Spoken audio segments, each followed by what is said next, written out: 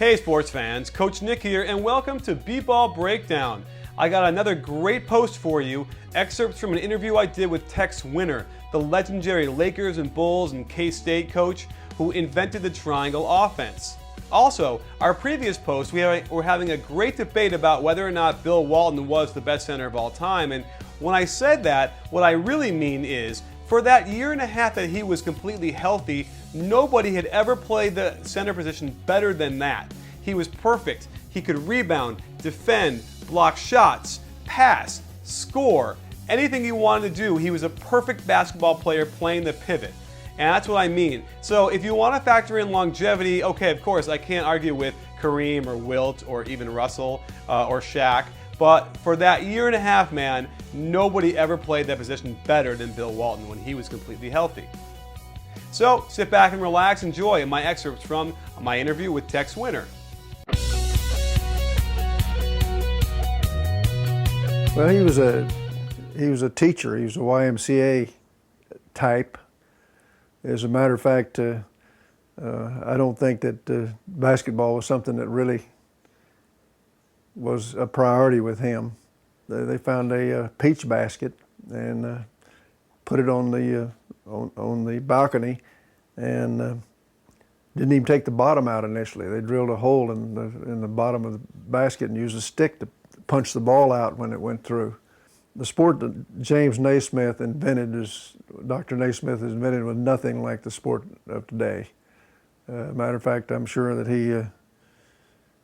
he would turn over in his grave if he saw what happened to the game of basketball. In Madison Square Garden, when 10,000 people were watching the ball game and 10 people were playing it, he said it should be just the opposite. So exercise was his big concern, and physical conditioning, which is, of course, very admirable.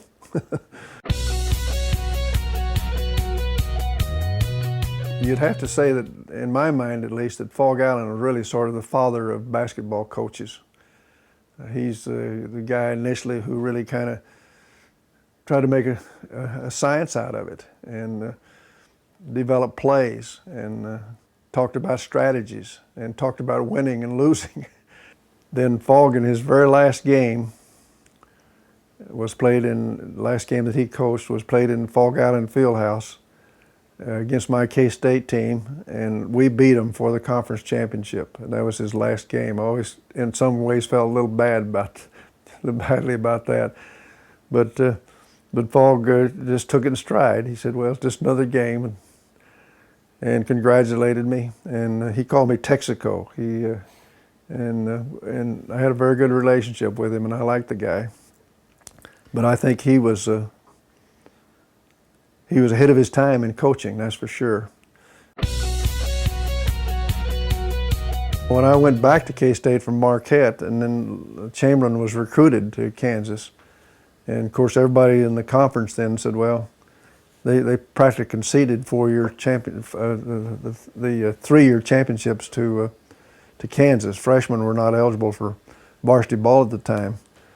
But I went over to see their freshman varsity game. They played it in Old Holk Auditorium, which is a terrible facility on the University of Kansas campus, because everybody was talking about Chamberlain, this big guy. So I went over to scout the game, to see the game, and I actually saw this, and I think to this day people don't believe it. But he wasn't at the top of the circle, but he was about 3 steps behind it on a free throw, and he ran to the free throw line, took off and dunked the ball. And in the rules at that time, you could. And so I think I could have been very definitely instrumental, because I was chairman of the basketball coaches rules recommendation committee, and I explained to the coaches at the convention what I saw, and said that something's going to have to be done so that we, don't have guys getting to the point where guys can dunk the ball on the free throw line. Another one was that they had an out of bounds plays where they threw it over the backboard from out of bounds, and he just was right in front of the basket, and he'd go up and stuff it. So I told the coaches at the convention, I said, I don't know about you coaches, but I'm going to put chicken wire above my basket. And they changed that rule. And WILT in his book, I don't think he even knew my name. He said that little coach at Kansas State tried to get rules in to outlaw to affect my game. So, well, we wore about what they wear today, except the pants or the shorts, of course, were much shorter. They're all above my knees considerably, and it's the same equipment. But the Converse shoe, of course, was the most popular shoe, and about the only one that most people wore, in white and black. You could get them in either color. But the sole of the shoe was special. It really had a nice sole. It was very it was sticky. You could really stop with it, and it was a light shoe, very light shoe. Compared to the day's shoes, it was amazing. But it was flat. It was a pretty flat shoe, and consequently a little hard on your feet. It was a true leather ball, pigskin or whatever you want, and it had a lace on it. It had a lace on it with a bladder inside. And of course it was a little heavier than the modern ball, and pretty easy to handle because of the leather, the feel, but it wouldn't dribble very well. Didn't dribble too well. It was a little harder to shoot with. It was sometimes it was kind of lopsided in a way. It'd get out of shape sort of on occasions.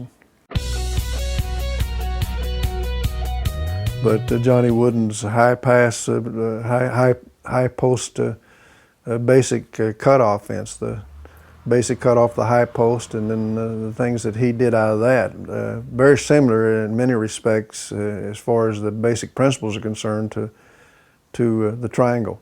Well, I wrote the book on the triangle. I used it in 1947, and I'm not sure when Coach Wooden picked up on it on his high post offense. UCLA cut, everybody calls it, the basic cut. We used it all my years of coaching at K-State. And I wrote the book in '60-61, and of course I've got the high post series in there. It's a high post man comes up, and it's the basic cut, and then we form a triangle out of that. Right. Just another way to get into the triangle. He didn't go to the triangle so much. He spaced the floor and used Sidney Wicks, for example, on the low post weak side. Hank Iba at Oklahoma State, you couldn't drive the lane on them. They collapsed to the extent that, and if you tried to penetrate from the wing with the basketball, you're going to run over a lot of people, a lot of players. They just wouldn't let you penetrate on that.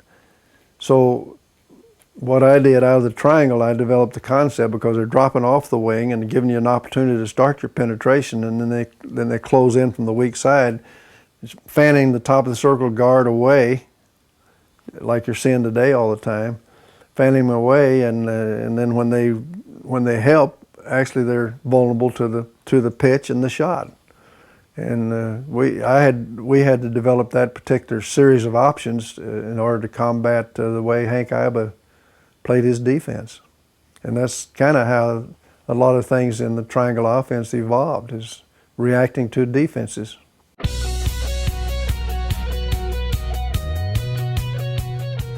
A meticulous guy, really always well dressed. That's the thing that always impressed me about him. Very well dressed, and with a little tie. And in fact, several of those old-time coaches were that way. They were really concerned about how they looked, and much more so than some of the coaches this day and age. I often have to laugh at Phil Jackson because he looks less like a coach than anybody I've ever seen, even during the process of a practice session.